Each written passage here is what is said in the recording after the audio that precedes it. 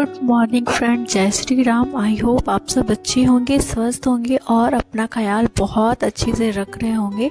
अगर आप मेरे रेगुलर व्यूवर होंगे तो आपको पता होगा कि मैं बीपीएससी टीआरई 4 की तैयारी कर रही हूँ।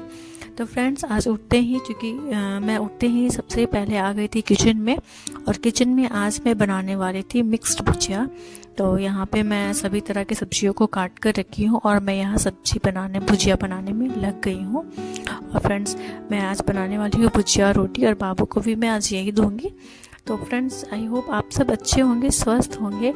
और फ्रेंड्स, अगर आपको मेरी वीडियोस पसंद आते हैं, इस तरह की उम्मीद की वीडियोस पसंद आते हैं, तो मेरे चैनल को लाइक करें, शेयर करें, सब्सक्राइब ज़रूर कर ले, क्योंकि आप सभी की मोटिवेशन मुझे और ज़्यादा मोटिवेट करती है कि हाँ, मुझे मतलब मैं जो कर रही हूँ कहीं ना कहीं वो सही है, आप लोगों को पसंद आ रहा है। तो फ्रेंड्स, जैसा कि आप लोगों को पता है कि एग्ज़ाम डेट भी आउट हो चुका है और हमें और देर नहीं करनी चाहिए अपनी पढ़ाई को स्टार्ट करने में। अगर आप में से कोई भी जो भी मेरे वीडियोस को फर्स्ट टाइम देख रहे हैं, और अगर आपने अभी तक अपनी पढ़ाई को स्टार्ट नहीं किया है, और अगर आप स्पेशली एक हाउस वाइफ है, तो मैं आपको कहना चाहूँगी कि देखिए, हमारे पास समय बहुत कम होता है और हमें अपनी पढ़ाई में अब देरी नहीं करनी चाहिए। इसलिए आप अपनी पढ़ाई में लग जाइए।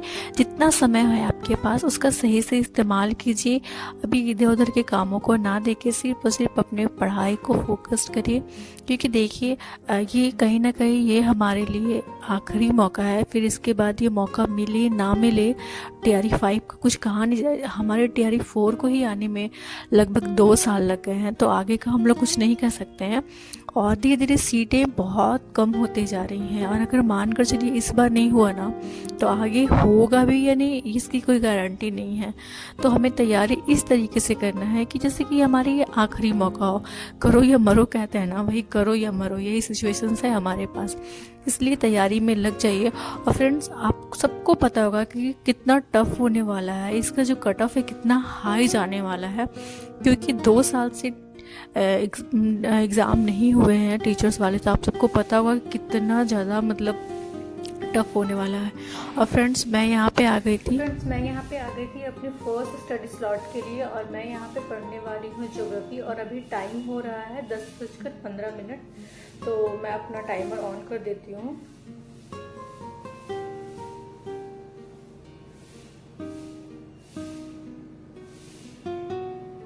देखिए, पढ़ने पे टाइम हो रहा है 10:15। मैं अपना टाइमर ऑन कर देती हूँ।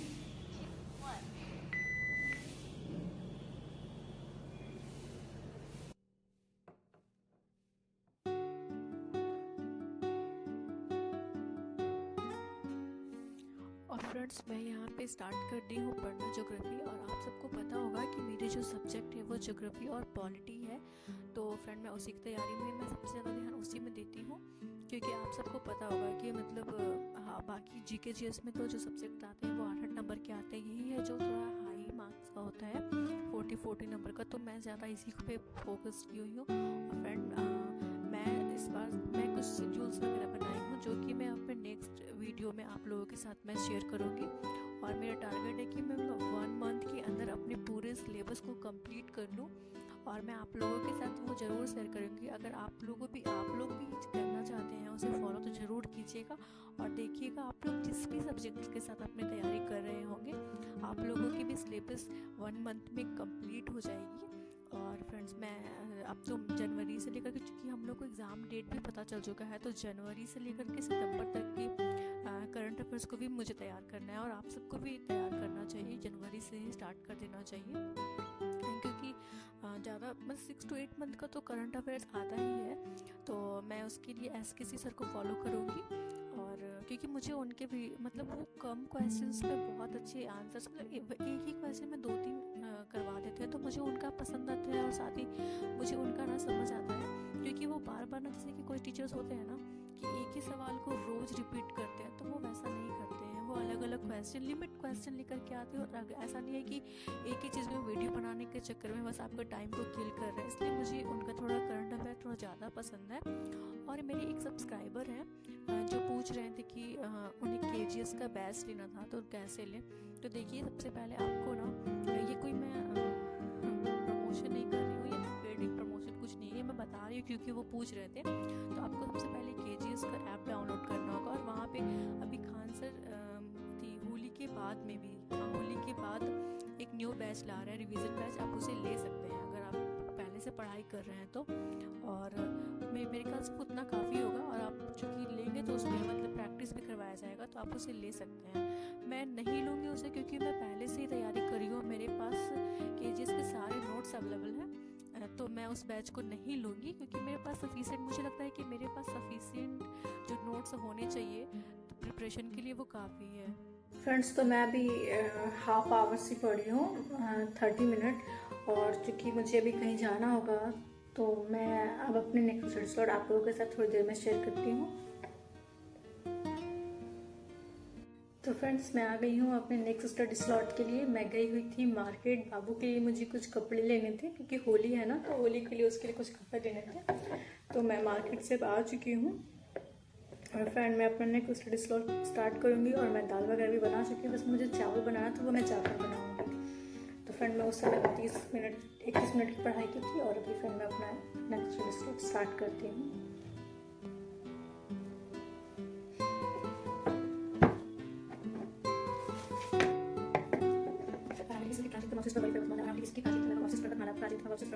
इसका निर्माण प्री कैंब्रियन काल में हुआ है। इसके पूर्वी में बनाया जा रहा है। पूर्वी विस्तार को रोकने के लिए 1400 किलोमीटर लंबी है, 5 किलोमीटर चौड़ी है, जो गुजरात से लेकर दिल्ली तक है। पालमपुर गुजरात में है। रायलसीमा की पहाड़ी जो है वो रायलसीमा की पहाड़ी को आंध्र प्रदेश, लेकिन रायलसीमा की पहाड़ी की बात करते हैं। रायलसीमा की अरावली का अवशेष है। इसकी सबसे ऊंची शिखर है धूपगढ़, जो कि दक्षिणी भाग में, अरावली के दक्षिणी भाग में है धूपगढ़, जो कि 1722 मीटर ऊंची है। और ये राजस्थान से लेकर MP अरावली खुद की भी सबसे ऊंची है। मैं यहाँ पे पढ़ रही थी प्रायद्वीप भारत की जितनी भी पहाड़ियाँ हैं मैं उसे याद करती, हाईएस्ट पीक और मतलब कौन कौन से पहाड़ियों में क्या क्या खनिज है, कहाँ तक फैलाव है, मतलब मैं ज्योग्राफी में यही सब याद कर रही थी। और फ्रेंड्स मैंने अच्छे से उसे कंप्लीट भी कर लिया है क्योंकि फ्रेंड आपको पता है कि ज्योग्राफी में ना मतलब एक चीज़ में इतना ज़्यादा मतलब क्वेश्चंस जो इतना डीप मतलब क्वेश्चंस पूछे जा रहे हैं कि मैं आप लोगों को क्या बताऊँ। मैं जब TRA 2 दी थी तो मुझे याद है आज भी, उस समय मैं अच्छे से पढ़ाई भी नहीं की थी, फिर भी मतलब मेरे इतने अच्छे मार्क्स आते हैं, मैं बहुत खुश थी। मुझे तो लगा था कि इस बार मेरा हो जाएगा, बट नहीं हुआ। बट कोई बात नहीं, जो होता है बेहतर होता है।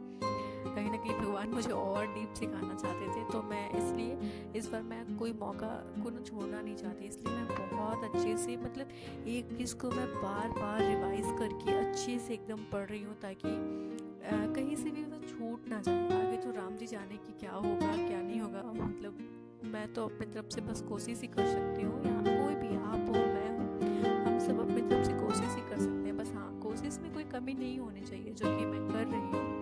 बाकी राम जी जाने की वो देंगे या नहीं देंगे। तो फ्रेंड्स मैं मतलब सर के जो नोट्स है उसको पढ़ने के बाद में फिर NCERT, आप सबको पता होगा कि मैं NCERT को तो कभी नहीं छोड़ सकती, तो मैं NCERT को पढ़ना स्टार्ट कर देती हूँ। और NCERT में मैं रोज़ 2 चैप्टर पढ़ती हूँ। मतलब मैं रोज़, जैसे मैंने 6, 7 को कंप्लीट कर लिया था, 8 को भी कंप्लीट कर ली थी, लेकिन 8 से ना मैं देखी हूँ कि 8 से क्वेश्चंस आते हैं, तो इसलिए मैं 8 मतलब मान कर चलिए कि क्लास 8 से 1-2 क्वेश्चंस आते हैं, तो मैं उसे भी अच्छे से पढ़ रही थी, मतलब रिवाइज कर रही थी। मैं पहले पढ़ चुकी लेकिन फिर से मैं रिवाइज कर रही थी। और मैंने यहाँ पे 2 चैप्टर को कंप्लीट कर ली थी, फर्स्ट, सेकंड और थर्ड। आई थिंक मैं 3 चैप्टर को कंप्लीट कर ली थी क्योंकि थर्ड में खनिज है, फर्स्ट में संसाधन है, तो और मैं यही से सबको मतलब कंप्लीट कर रही थी ताकि अच्छे से मैं पढ़ाई कर सकूँ। और इसे करने के बाद मतलब इवनिंग हो चुका था, इतना ही पढ़ते क्योंकि आप सबको पता है कि मैं बीच में मार्केट वगैरह भी चली गई थी, बाबू के लिए कुछ सामान लेना था, मुझे कपड़ा वगैरह लेना था। तो मैं अब जल्दी से, सब शाम हो चुका है, अब लोगों को दिख भी रहा होगा कि अंधेरा जैसा हो गया, तो मुझे अब नीचे जाना था क्योंकि मुझे खाने की भी प्रिपरेशन करना था। तो मैं अब जाऊँगी फ्रेंड नीचे ताकि मैं खाना वगैरह भी बना सकूँ। मैं जाऊँगी अब नीचे।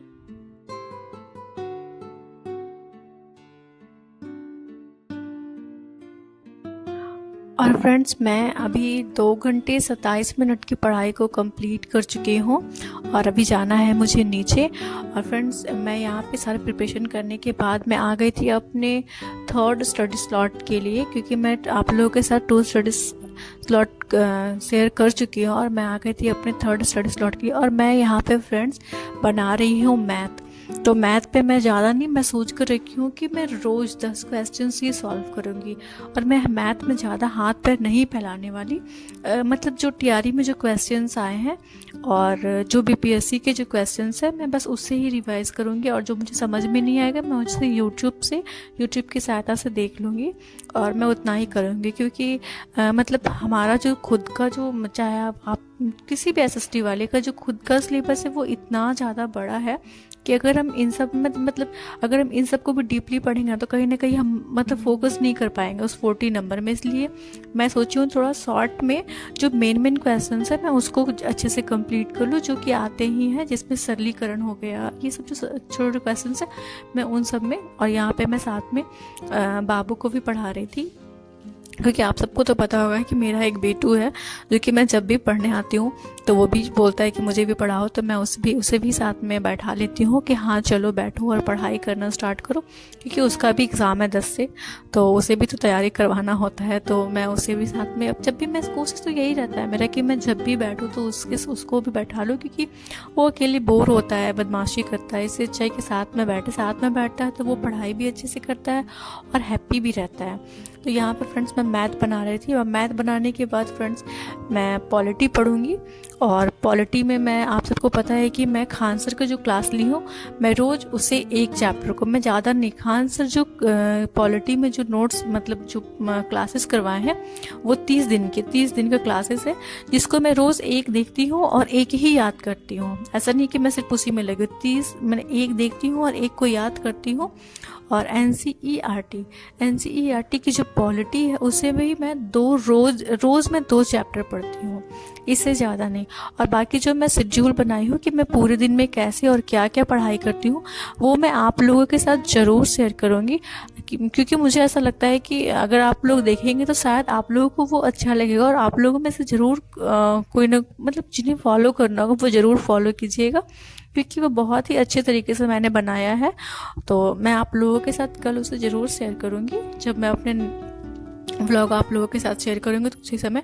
और फ्रेंड मैं यहाँ पे मैथ बना रही थी, आप लोगों को पता है मैथ बनाते बनाते ना मतलब कोई क्वेश्चन फ्रेंड इतना टफ हो जाता है मैथ में कि मतलब नहीं समझ में आता कि कैसे उसके करें कैसे ना करें। और उसके बाद जब मैं 10 क्वेश्चन मैथ के कर ली थी तो फिर मैं यहाँ पे स्टार्ट कर दी थी पॉलिटी में मैं एनसीईआरटी पढ़ रही थी। और मैं पढ़ने के बाद फ्रेंड बाबू बोल रहा था चलो किचन में, क्योंकि उसे खाना खाना था। तो मैं सब कुछ जबकि प्रिपरेशन करके आ चुकी थी, तो अब फ्रेंड्स मैं जाऊँगी किचन में भी, क्योंकि मुझे उधर भी करना है काम, क्योंकि आप सबको पता है कि हम एक एस्पिरेंट के साथ साथ एक हाउसवाइफ भी हैं। तो फ्रेंड मैं आज बहुत ज़्यादा देर तो नहीं पढ़ पाई हूँ, लगभग 3.25 घंटा, मतलब 4 घंटा मान सकते हो मैं पढ़ाई की हूँ। हाँ, लेकिन मेरी कोशिश रहती है कि मैं रोज़ पढूँ, ना तो ना ही करूँ। और फिर फ्रेंड मैंने दोपहर में ही मक्खन निकाल लिया था, तो मैं यहाँ पे आलू भून ली, घी निकाल ली, और मुझे आज आलू पराठा बनाना था तो मीठी चटनी बना ली हूँ। तो फ्रेंड्स मैं मिलूँगी अपने नेक्स्ट वीडियो में, take care and bye bye.